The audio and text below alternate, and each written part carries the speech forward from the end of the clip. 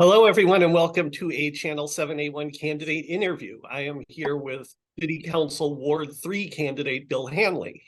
Hey, everybody. Thanks for being here, Bill. As you may know, Bill has two opponents in his race. There's Barbara, who we already interviewed, as well as Paul Tracy.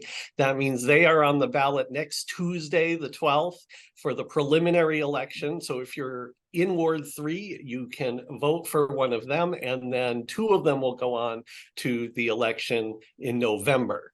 This is a series of interviews we're doing that we hope will include many of this year's candidates. So if you are a candidate and you'd like to be interviewed here, feel free to reach out to me at walthamdata@gmail.com. So, Bill, I'll start off with what was a tough question, maybe for some people, not quite as tough for you, but you've got two opponents. Sure. None of you are incumbents. Do you think you can win? You know, I do. I'd be a terrible candidate if I said I didn't think so, right? No, I think I have a different background. I've spent, the better part of I've spent my whole adult life in Waltham, but the better part of it after I grew up, so to speak, getting involved in things in the city. And I think of a varying background. I'm on the Board of Health, have been for quite a while. I've been involved in a lot of things with schools and education and youth sports. You get involved with what your kids get involved in. And I saw a lot of opportunity to make changes in some of those things. I think I've learned to work smarter and not harder. But I think this time around, I've certainly spent my time campaigning much differently than the last time. I've mobilized more volunteers, I think. And I think I've never was good at, it's difficult to ask people for money and then ask people to do things for you for free. So it's, especially all summer long, people just want to enjoy their lives. But I think I've done a better job doing those things this time around. So for people who are just getting introduced to you, to make it easy for them, can you give us your top three issues or your top three priorities? Yeah, I think constituent services is number one. I grew up delivering the News Tribune, and that's how I kind of got into Waltham, so to speak. Both sides of my family growing up were involved in Waltham politics in different ways. But, I would walk around my neighborhood delivering the newspaper, reading about the city council, the mayor, all the issues going on. And, it always grabbed me, even in fourth, fifth, sixth grade, when who would pay attention to that stuff, right? So constituent service was a big thing when I was a kid. You could call your ward counselor with a problem that needed to be solved, or a frustration, or an inquiry, and it was their job to find you a solution. And I love that kind of stuff. I do that professionally for doctors and hospitals. I did it as sort of a little league president. There was always some kind of problem. Rarely had anything to do with baseball. And I think, I enjoyed that. Another is private ways. People in Ward 3 want private ways gone. And I get it. I mean, you live, me included, your biggest investment is where you live. And if you're just frustrated every day with no sidewalks, no road work, I can understand why people are frustrated by that. I think that's a big one. Since I only will say three, I think making Waltham more affordable, it would frame any decision I make if I'm elected. There's no way my 17 and 19-year-old sons will be able to afford to live in Waltham. They're going to have student loans. They're going to have all the things a lot of us had, and it's just really difficult to afford to live in Waltham, and they can't live with me forever. So that really, constituent services, private ways, and making Waltham affordable is how I framed my campaign. That's great. Thanks. About the constituent service part. So there are some ward councilors who pretty much see that as the whole job. They pretty much only do, respond to specific issues that are specific to their ward. And there are other ward councilors who get involved with other issues that are sort of affect the whole city. Where do you think you would fit in as a counselor? Would you be totally focused on ward-specific issues, or would you want to get involved in citywide issues as well? Yeah, no, but both. I mean, you're even a ward counselor is one of 15 votes that could impact the whole city. I see it sort of. People have asked me these questions as I've bothered them at their doors. It's a 60-40 split. I think 60% of your time should be local neighborhood quality of life things, and you have to dedicate a little less than half to all the citywide things going on. I was questioned quite a bit when I decided why aren't you running at large? Why? You seem like more of an at large candidate, but I'm drawn to that 60% of helping people with their neighborhood problems. And I think there's a lot of crossover too. I think if you're starting to see like the solar farm being proposed up this way, that is in Ward 3. Ward 3 homes are being impacted, but it certainly has a wider citywide issue where it'll impact the whole city and even maybe even beyond Waltham, since it involves Lexington. Thanks. And you mentioned affordability, so I definitely need to ask a follow-up about that. Yeah. So when you say making Waltham affordable, does that mean building a lot more housing, or how do we make more Waltham affordable? Yeah, no question about that. I think that everyone talks about how awesome it is to live in Waltham with the low taxes you get, it coupled with great city services. But I mean, I hear so much from people that I'm lucky enough to be a homeowner, right? Scraped and saved when I was younger with my wife, and we bought a fixer upper. But there are so many people in Waltham whose rent is higher than what I pay for my mortgage. So I think certainly housing inventory is huge, but I think finding ways for people to be a first-time home buyer that are specific to Waltham is where I'd love to brainstorm and poll people to see how that can be done, because you can come up with first, last, and security. I was a renter in Waltham. First, last, security, that's a huge number. And so is 20% for a home in Waltham. That it's so rare that we have starter homes in Waltham. You see everywhere, especially in Ward 3. Tear a small post-World War II Cape down and put up two big colonials that sell for $1.2 million. I don't think that progress can be stopped, but I think we can do more to make sure people have an inventory of homes that are affordable in Waltham.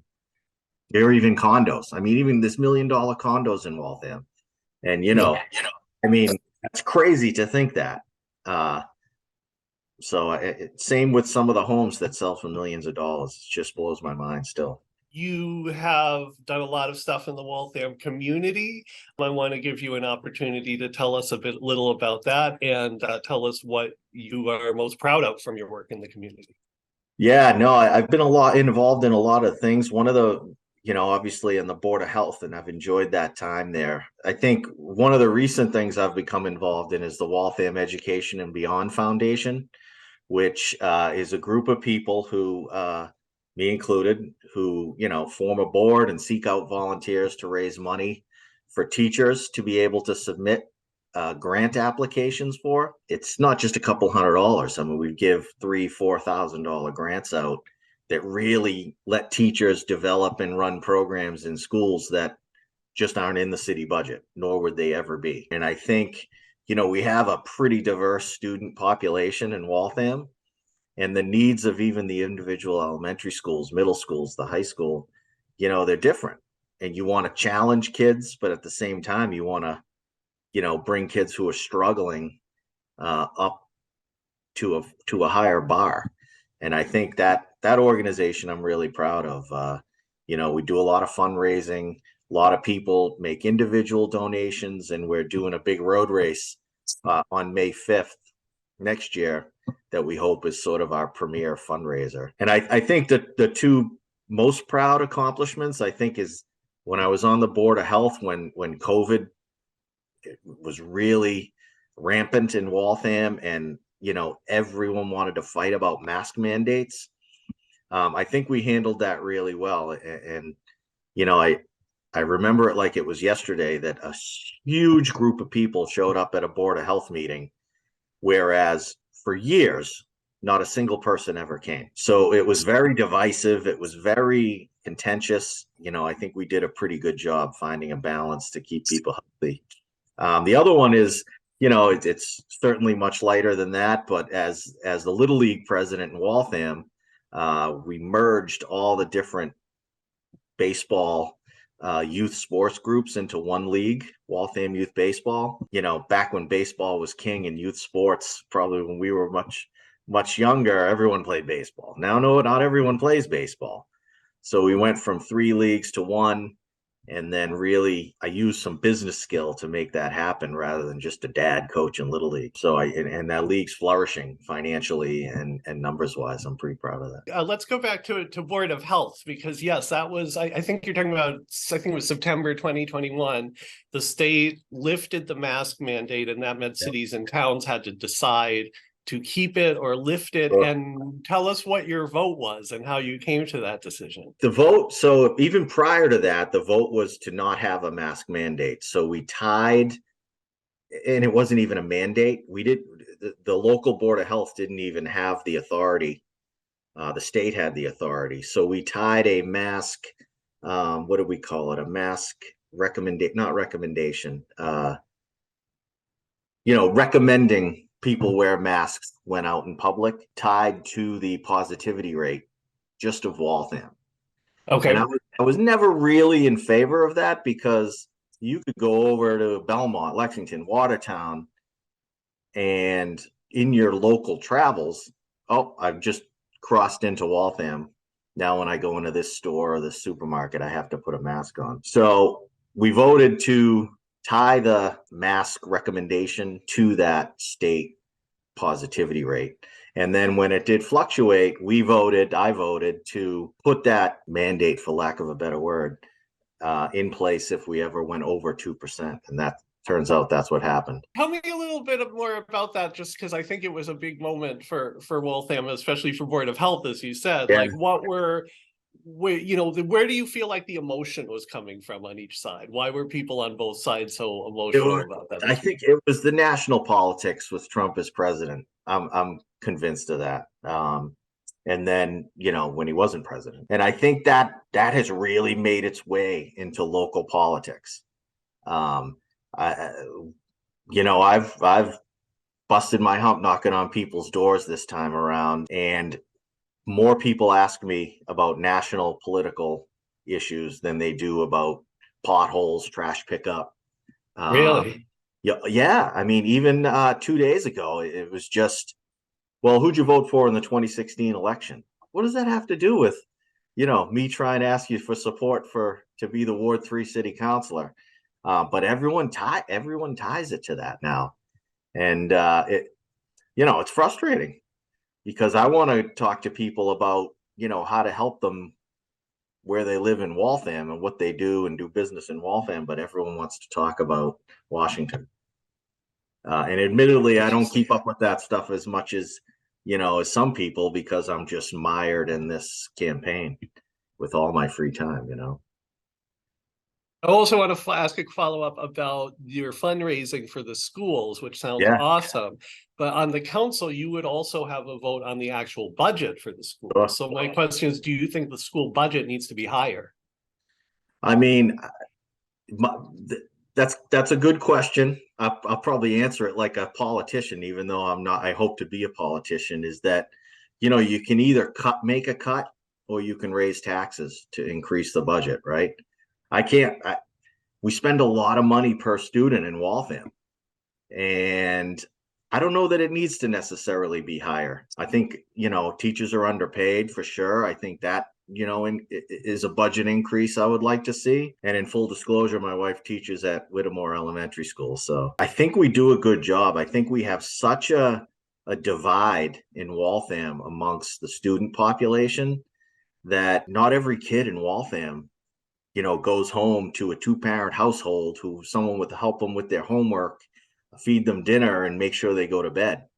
We don't have that, and every student in Waltham doesn't have that luxury.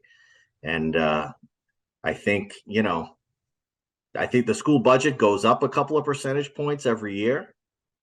And that's the track I would like to see, because I do think we are spending a lot of money on that big high school on the hill.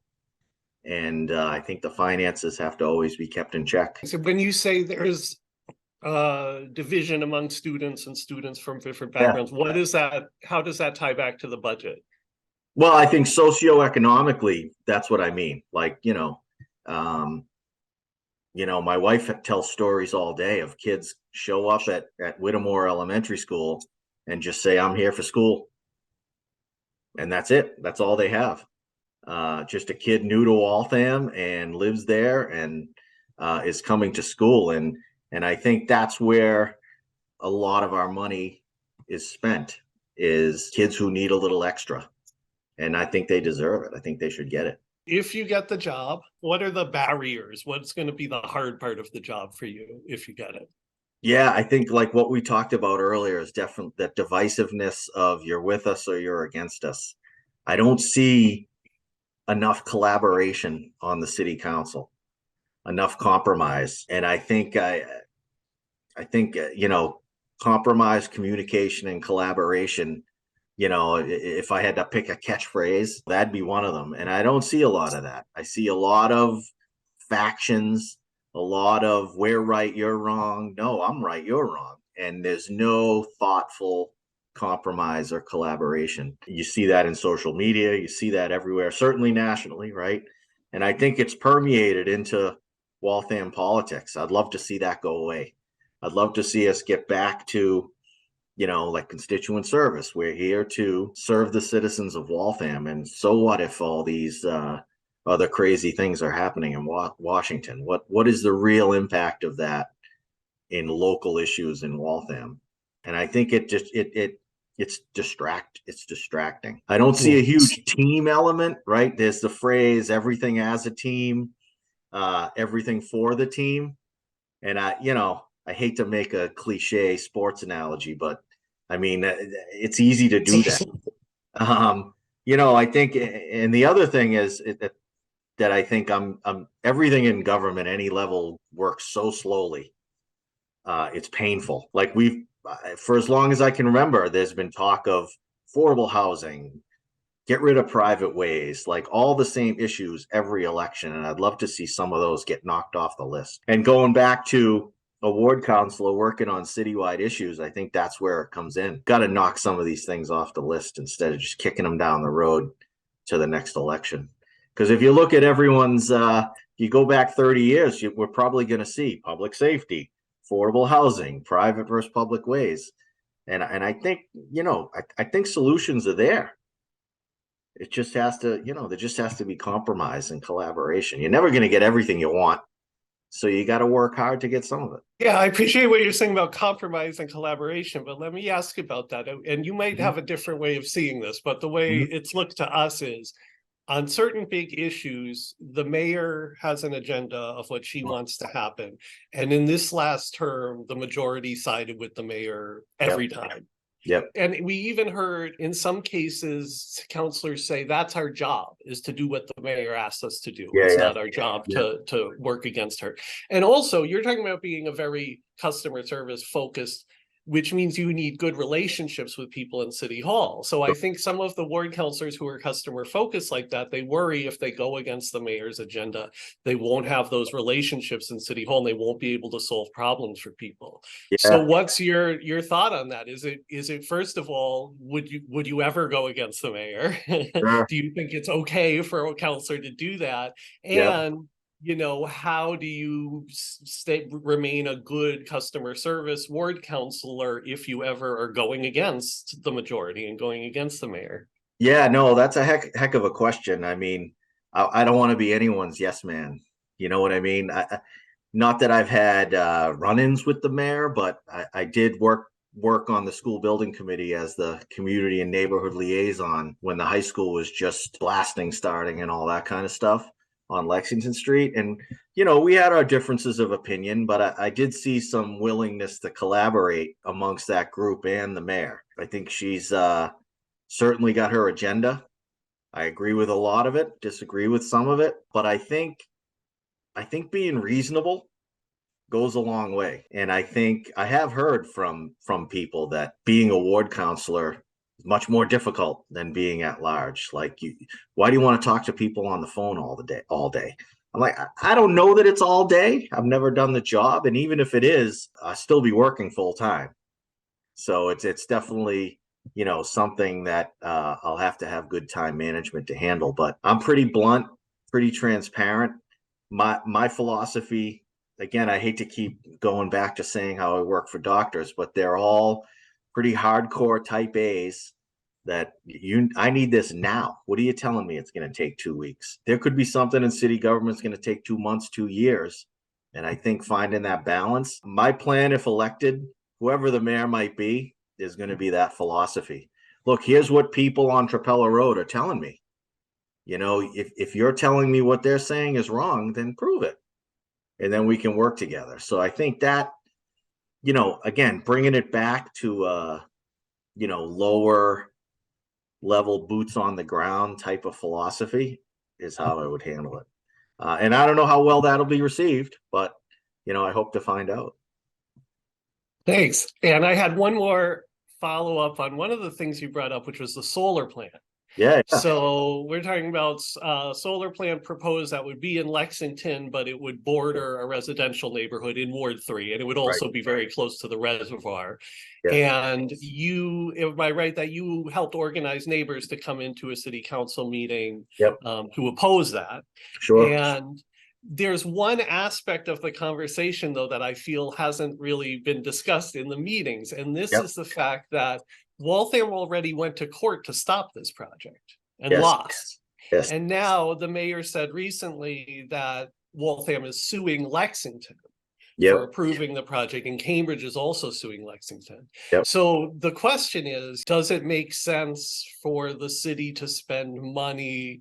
Do you think they can win this case? And does it make sense for the city to spend money to try to stop this if we already did that and lost? Yeah, no, that's a heck of a question. My philosophy is if one Waltham resident is being negatively impacted, then yes, that's the city's job. I think public safety and education should never really be compromised with city money. Within reason, of course, but I think there's a lot of homes being compromised just by the close proximity. And then as, people much smarter than me, the fire chiefs in both towns, PhD folks who did research and sort of presented it, that because of the proximity, we won't even talk about the acres of trees coming down, but because of the proximity to the Cambridge public drinking water, they can't build this solar farm in a way that the ones you see like on the Mass Pike and the highways are all built with fire suppression. So should there be a catastrophic fire there, my house, my neighbors, it's over a mile radius. That's an evacuation zone. So once I heard that, I have solar panels on my roof at home, and I know the developer owns the land. He's entitled to put what he wants there. I just think it's the wrong way because of the safety element of how it has to be built, because of it being right next to a reservoir and wetlands. I think the city's new issue is the developer had the foresight to buy a house at the end of Sherborne Place in Waltham, with the foresight, which I was impressed by, as much as I, don't want to see those homes ruined by that solar farm, that he had the foresight to have a road in and out of it, even though all the land is in Lexington. So I think bringing that high voltage from that solar farm down Sherborne Place out to Trapella Road, I think is where, we might have some additional public safety issues. I don't profess to know what that voltage and what that electricity is going to do to people, but it's going to go down the existing telephone poles to get sort of to the grid. So I think that's where there might be some additional safety problems. And I know there's other lawsuits too. Cambridge is suing for the loss of trees that can impact their drinking water. And I know that, it's going to be tied up in land court for a long time, which is fortunate and unfortunate at the same time. That's all my prepared questions. Is there anything you think I should have asked you that I didn't? No, I think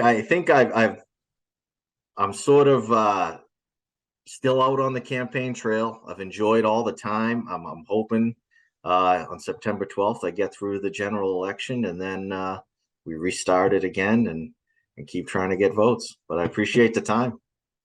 Thanks a lot, Bill. So Bill is on the ballot for the preliminary election this coming Tuesday, the 12th. If you live in Ward 3, be sure to vote in that, and also plan to vote in November. That's a very important election. Bill Hanley, thanks a lot for being here. Yeah, thank you.